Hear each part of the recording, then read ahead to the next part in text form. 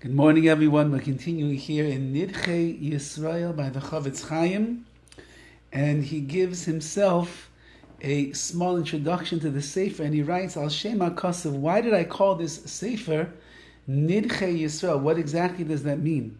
He says it's based on a pasuk, a verse that we have in Devarim, in Parshas Nitzavim, which is close to the end of the Torah itself, and it's speaking over there, the whole chapter is speaking about the concept that Klal Yisrael has been far-flung amongst the nations of the world, and we are in the Galus, in the exile all over the four corners of the world, of the continents, and eventually when Klal Yisrael begins to see that there are curses that are coming upon them, there are difficulties that we are going to endure, it's not easy to be a nation that lives in Galus, in the exile, so the Jewish people are going to wake up, and they're going to begin to do tshuva.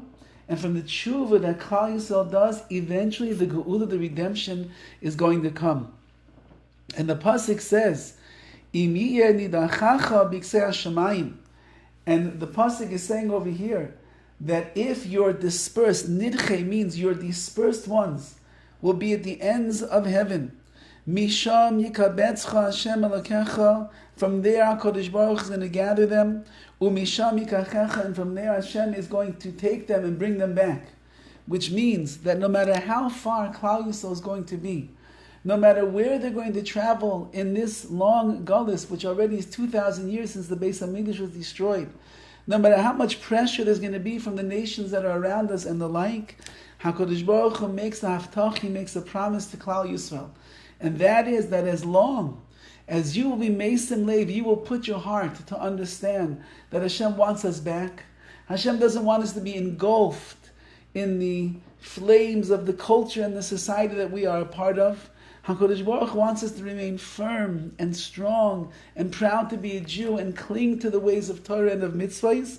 Then all of you that are, as it says in the pasuk here, nidachacha, that are dispersed, that are far-flung, that are outcast, that are far away from their homeland, the land of Eretz Yisrael, so then you have nothing to worry about.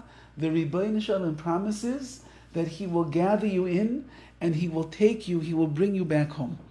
Says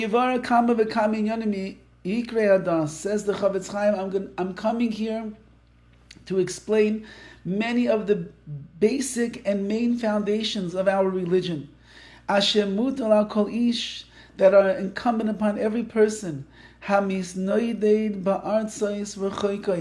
that finds himself wandering in foreign lands and countries. He has to know what are the main principles of our religion of Yiddishkeit, and to be careful to keep them, that he should not depart from the religion of Klal Yisrael. Says the Horowitz, I need to inform you of what it means to be a Jew.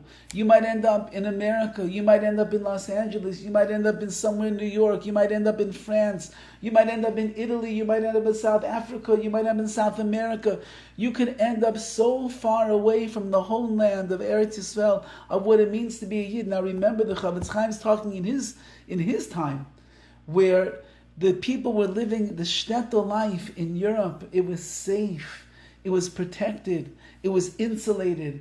There were yeshivas, and there were chadarim, and there were men that were learning in kollel. There were wives that had yiras shamayim, and the tznius was on the highest of levels, and the whole life, the essence was Yiddishkeit, was Torah, was listen to the Rav, and come back after a long day's work and go sit in a shir and learn HaKadosh Baruch Hu's Torah, have a munah, and be tachin that all of your panas is coming from Hashem.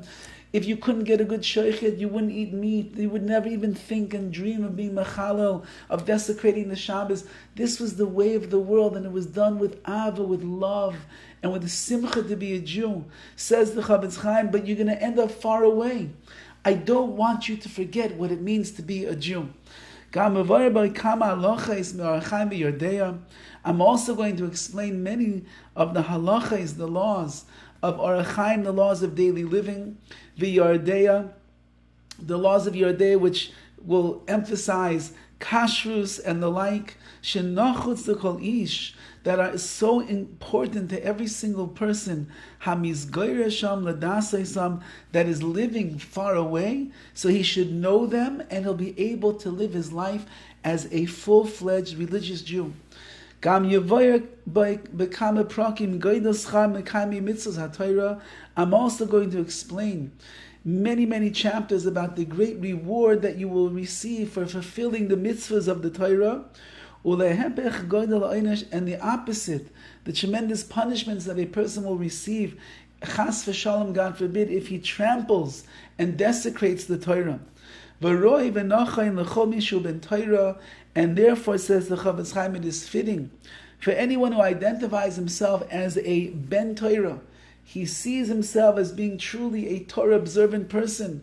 Liatz lechaveirav umikroivav sheyildu, so he needs to go and advise his friends and his relatives, learn the words that are inside of this sefer, so that you in America, and you in South America, and you in Europe, and you over here in England, wherever you might be, you could keep the mitzvahs, you could understand what it means to be a Jew as well. So they should understand these things very well, and they should not stumble in them, and they will be careful from making mistakes. And on the other hand, they will see the benefits, they will see the glory, they will see the eternal link that they are in this chain of Yiddishkeit, and they will not chas v'chalila turn away from the Torah. They will turn towards the Torah and towards the mitzvahs and towards Hashem. All of these laws, all of these ideas, all of these machshavas, these hashkafas, the outlook that I'm going to present to you is gathered by the young man, says the Chofetz Chaim, YISRAEL Meir ben Rab Aryeh Zev HaKohen, from YISRAEL Meir HaKohen, the Chofetz Chaim. So in his great effacing humility, the Chofetz Chaim calls himself a young man, although we said he's already 46 years old, 46 years of wisdom, of Torah, of Amelus B'Torah, of his Kedusha, of his Tahara, and he is about to embark on this beautiful sefer to inspire us to know how chashiv, how wonderful, and how beloved it is to be a member of Klal Yisrael, who is connected to the Torah, to mitzvahs, and to Hashem, and to our illustrious and our glorious Messiah, our transmission of what the Torah is really all about. Have a wonderful day.